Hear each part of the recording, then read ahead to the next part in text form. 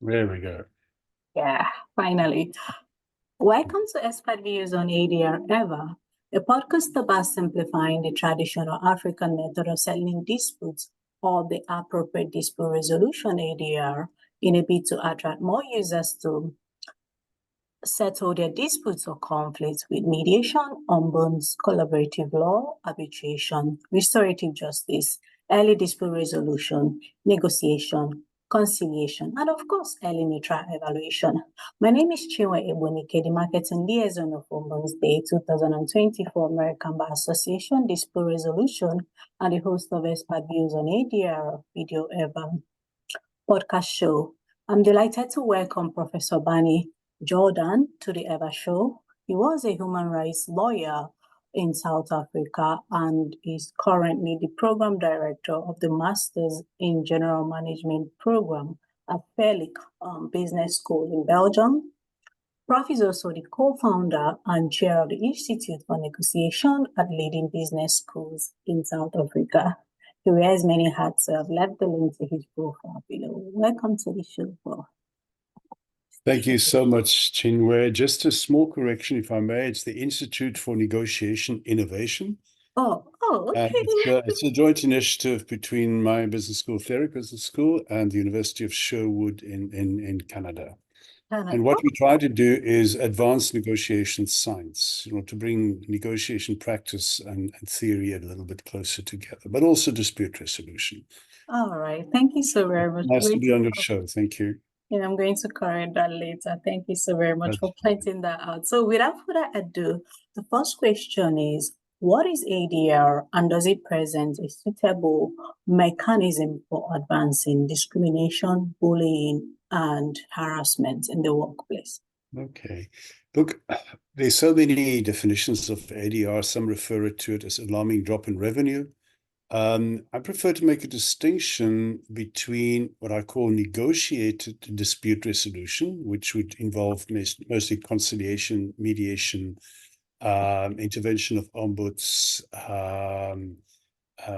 and restorative justice initiatives and so on. And then, of course, litigation, which includes arbitration and court-based litigation. So if we're talking about ADR as negotiated dispute resolution, I suppose your question would also be just how appropriate is it in the context that we're speaking of, right? In cases of discrimination, harassment, bullying, and so on. Now, that's a bit of a loaded question in the sense that it depends. Okay.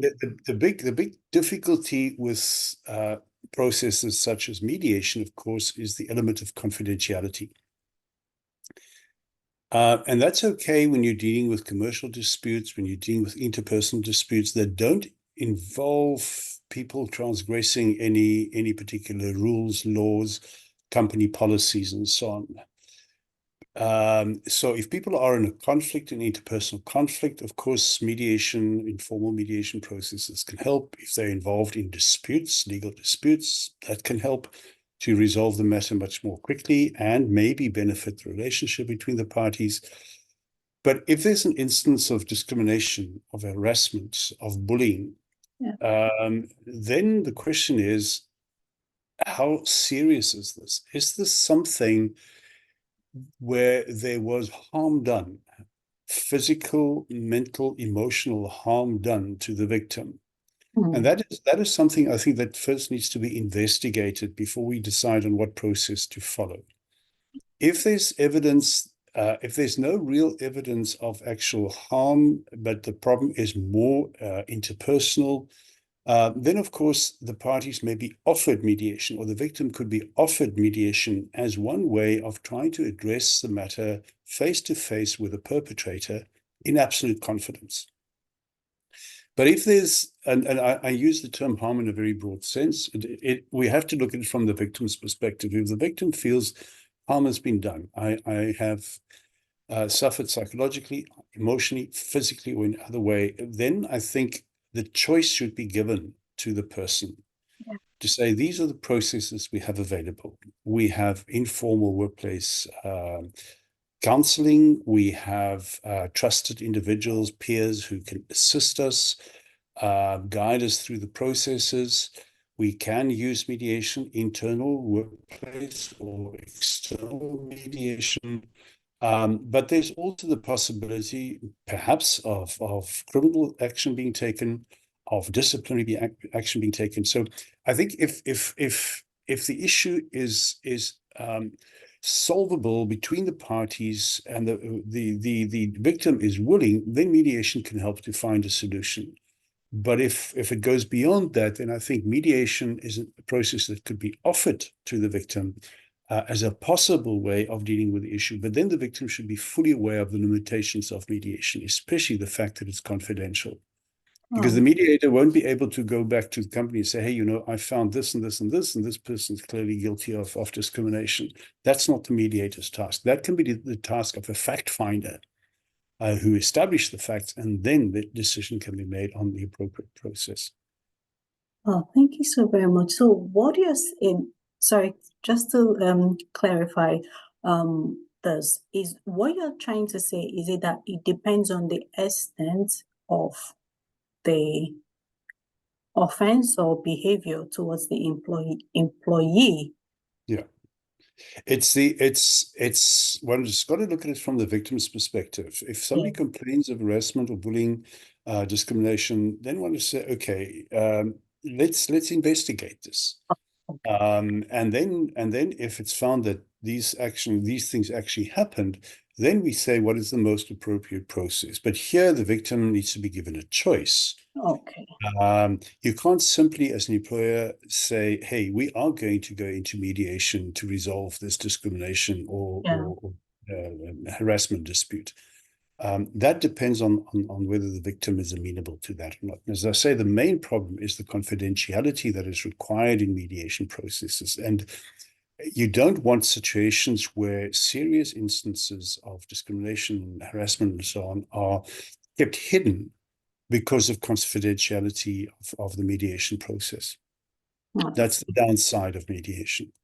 Okay, thank you so very much for that. So, what common barriers do employees face when reporting such offenses or behavior? Yeah. Okay, they could be several, right? Very often it's the organizational culture. The organization or the culture is toxic. It's not conducive to people speaking openly. In other words, people fear opening up about these things. They'd rather resign or keep it hidden than complain about it because they might fear backlash. There's a lack of trust in the leadership at any level. It could be a lack of trust in my team leader, in the organization as a whole, in the top leadership. I don't trust them.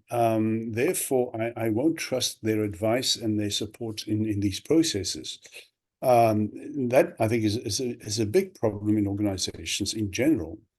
The environment could be toxic. There's a lack of support from HR or others or my team leader when I raise these things, or I fear victimization. If I speak up, I don't know what the consequences might be for me. I could be at the receiving end of disciplinary action myself for speaking up about things, or I could, you often find that you see in the newspaper some well-known person has been accused of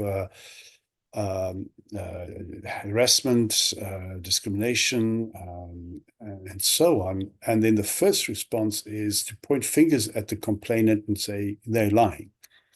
So the person might fear the reputational consequences of being told that you're a liar, of having to prove your case, because the onus is really on the victim to say, this is what actually happened. So I think there's many things that might stand in the way of people actually speaking up. But the same applies to conflict in general, I find, in workplaces. People often don't talk about it. Yeah. They keep it internal in themselves, but at some point it does come to the surface, and sometimes not in the most pleasant way. So people say nothing, and suddenly there's an outburst, or they say nothing to the person involved, but they talk to everybody else about the problem. So then it becomes a kind of a viral thing in the organization as well. So people generally, I feel fear confronting issues. Yeah. even more so when they risk a backlash themselves for opening up. Well, thank you so very much. So, in your own view or opinion, what do you consider the role of the HR or the organizational leaders in promoting and facilitating a a safer a safe place for employees to report such behavior? Yeah. You know, there's a book written by Bob Garrett. He was a British professor and well-known, he's still alive as far as I know, well-known author and researcher into organizational business ethics. And the book's name is The Fish Rots from the Head. Mm, So very often the problem starts at the top. yeah. And the behaviors of the leaders at the top are simply replicated by the leaders down the chain, down the ladder of command. So that's where the primary responsibility lies, where they have to set the tone, take a serious stand against harassment, bullying, and discrimination and the like. Not out of kindness to employees necessarily, but for the sake of the organization itself. Because if the environment is toxic, it affects people's performance, it affects people's motivation, it affects people's willingness to take risks, which is needed if you want to make the organization more entrepreneurial. People should be allowed some latitude to experiment and make mistakes as long as they learn from that. But if the environment is toxic, which usually starts from the top, then of course those things won't happen. So they have to take action as well. If there is any indication of these things happening, they should take action as soon as possible. Now, yeah, of course, it could happen that there are complaints that have no merit, but my own sense is that rather than people whose cases have merit not complaining about it, because that won't go away. It is going to impact the individual. It might impact staff turnover. It might impact the rest of the team if these things are not addressed. From HR's side, of course, to support management, to encourage management to keep an eye out on these things, to be alert to these things, to provide support to employees, to provide training for staff in general about what are we talking about, what constitutes discrimination, what constitutes harassment and bullying, because sometimes people are ignorant. And that kind of training, I think, should be provided, but it should be continuously reinforced as well through internal communications and the like. And of course, justice should be seen to be done as well. If there are cases that merit disciplinary action, then disciplinary action should be taken. And organizations, without providing details, shouldn't shy away from indicating that action has been taken in particular cases, and that this may have resulted in people's dismissal without necessarily naming and shaming people. Yeah, thank you so very much. I totally agree with you, especially with the training and for organizations to encourage employees and even their line managers to be quite vocal about discrimination, harassment training in the workplace, because you find out that so many organizations, they don't have that in place. It's not something that people are quite vocal or about at the workplace. So it's really important that you stated that here that training is number one. Absolutely. To highlight, carry on. If I can just relate this also to culture, I think in Western culture, these kinds of issues are seen as individual issues. It's you and me involved in some sort of complaint or dispute about harassment, discrimination, whatever.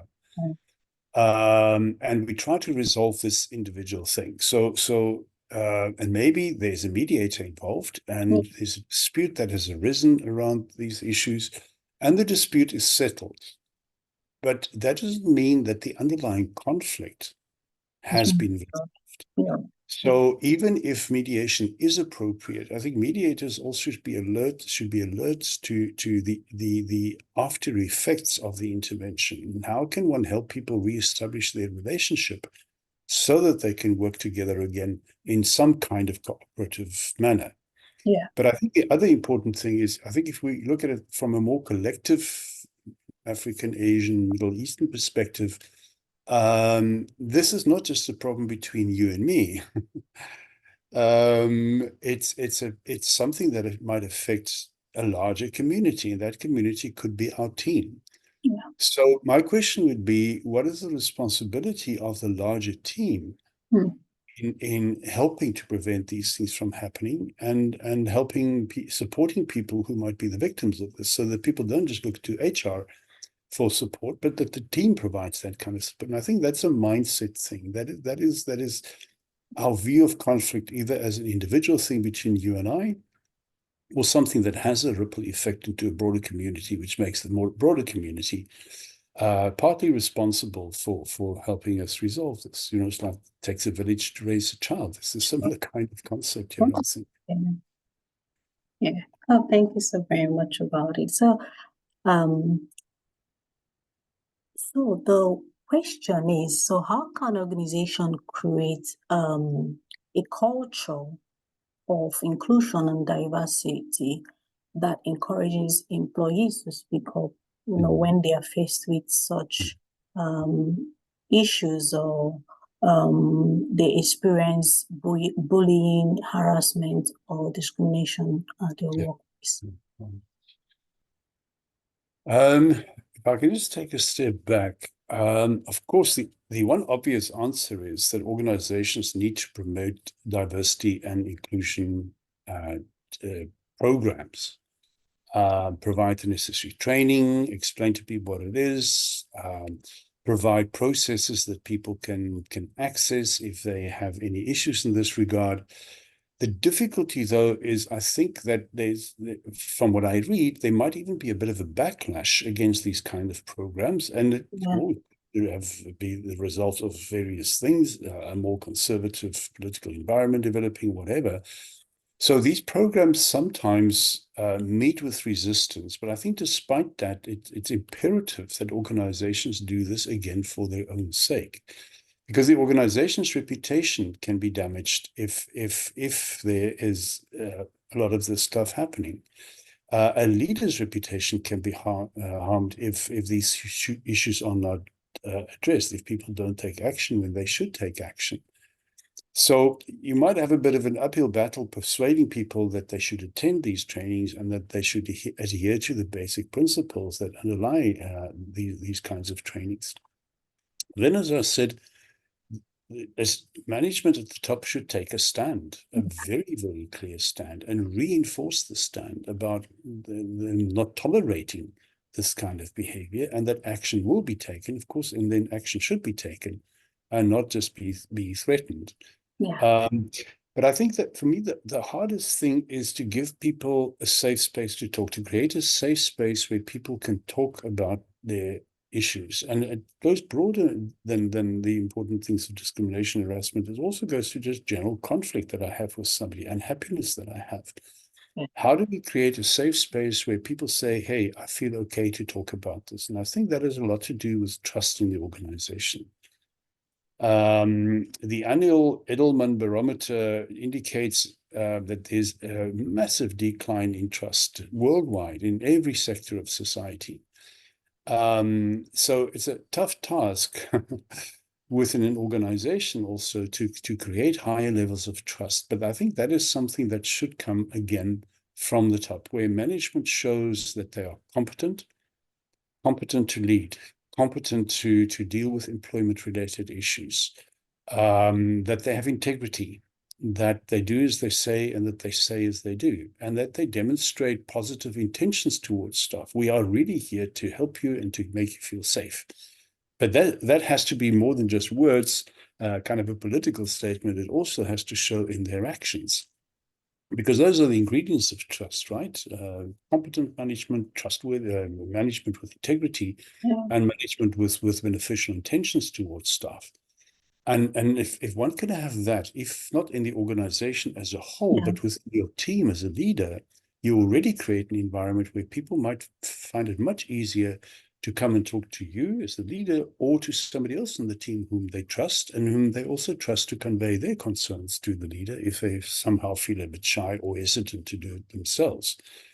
I think also we should celebrate individuality in the organization. You know, if somebody dresses in a quirky way, as long as it is not offensive to the public that is served by this employee, let people express their individuality, because that already, I think, make others more comfortable about maybe expressing their own individuality. And sometimes we have to live with the little quirks here and there, as long as it does not transgress company rules, lead to misconduct, harm others, and so on. But I think the other thing, and this might sound strange, I think organizations need to encourage more conflict, but the right kind of conflict. And essentially, we can disagree about the tasks. We're in a team. We have to focus on a particular task. Somebody, the leader, has to encourage us to exchange our ideas, even if the ideas are in conflict, to disagree, but to do so respectfully and not to make or take things personally. Because these discussions can very quickly turn into relational conflicts, and those are the harder things to resolve. And that is really what can become toxic in a team. So how do leaders encourage people to be more open? And if you encourage people to speak up in teams, to share their ideas, chances are they might also feel safe enough to express their concerns about other matters, such as discrimination or bullying. So create that environment where people are really encouraged to speak up. Because if they speak up, decisions can be improved. If there's disagreement about tasks, you can get the best decision out of the team, provided somebody manages that conversation so that it remains respectful and doesn't lead to personal attacks, I think. Thank you so very much. So what do you think? Do you think there is a possibility that employers can opt for ADR, in resolving such offenses like bullying, discrimination, and harassment? I think yes. I think especially as I indicated, if there is evidence that this has happened, there's no evidence of harm having been done. The person is angry and upset, but there's no evidence of psychological, emotional, physical harm. And those might be a minority of cases. Then I think, yes, ADR mediation, external or internal workplace mediation, may be a good way to go, to get the people to talk, to clear the air, to remove any misunderstandings, because there might have been a misunderstanding.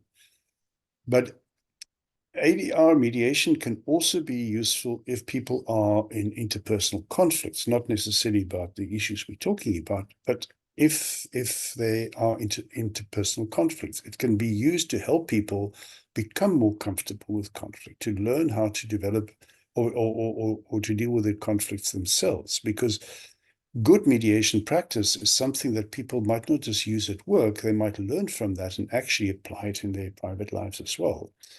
But I think beyond that, if it's a matter of more serious transgressions, then I think I'd be hesitant to promote mediation to resolve this issue.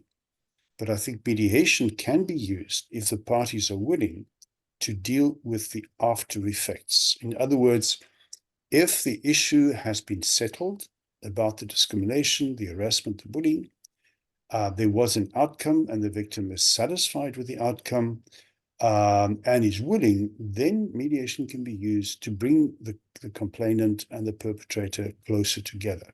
And that will then happen in confidence, but then the focus is not on the deed, but on the relationship of the parties. How do you transform that relationship into something more positive and more cooperative?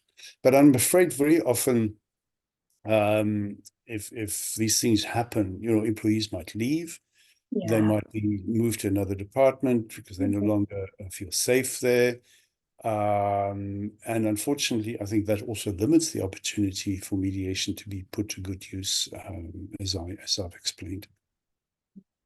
Thank you so much. So, you actually said it might sound strange when you said that HR should encourage conflict. It shouldn't be something that they should, people should shy away from at the workplace. So that's really strange, but from what you said, it makes sense.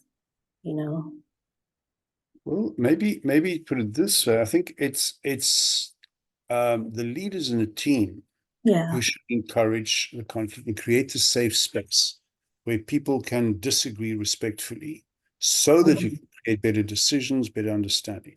Yeah. I think it's HR's role to help line managers do this, to encourage them, to demonstrate to them what the difference is between one type of conflict and the other, to help line managers and leaders become more comfortable with conflict, because we fear it for many reasons, because of our own experience, because of what we observe in the media. But what we see is not conflict, it's the after effects of it. It's the result of conflict.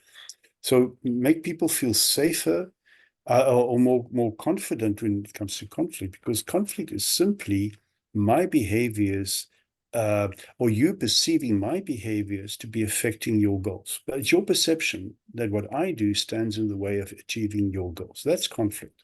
And then we can look at conflict behaviors. So how do I prevent this perception from taking place? How do I behave in a way that does not create the impression in your mind that I am standing in the way of your goals? How do I help you, or does the organization help you to not necessarily interpret these behaviors in a negative way, but maybe to sort of stand back and say, well, that behavior could have had sort of a malevolent intention, but maybe not. Let me engage with the person and say, what did you mean? Why did you do that? Why didn't you greet me? Why did you become angry with me? So it's making people more comfortable with conflict, I think, would be a great step forward. The example I always use is, conflicts and oysters have something in common. A little irritation can create a thing of beauty. So how do you help people see the pearl and not just an oyster that is closed and hard to open? So, okay. And so this should be done during the training. Okay. yeah, as part of training, but it's also a matter of reinforcement. If there are incidents reported to HR that involve harassment or whatever, is to reinforce the company's policies around this, and the fact that the company takes it seriously. If necessary, then to intervene. If there's a manager, line manager, team leader involved, then to intervene and explain to them what went wrong, why this is wrong, and what is expected of them in the future. It may well be that it's serious enough for disciplinary action to follow, and maybe even termination of services in most serious cases. But I think reinforcement is necessary, because people go through training. A week or two later, they've forgotten what they were, why they were there, and what they learned in the training. So reinforcement is necessary.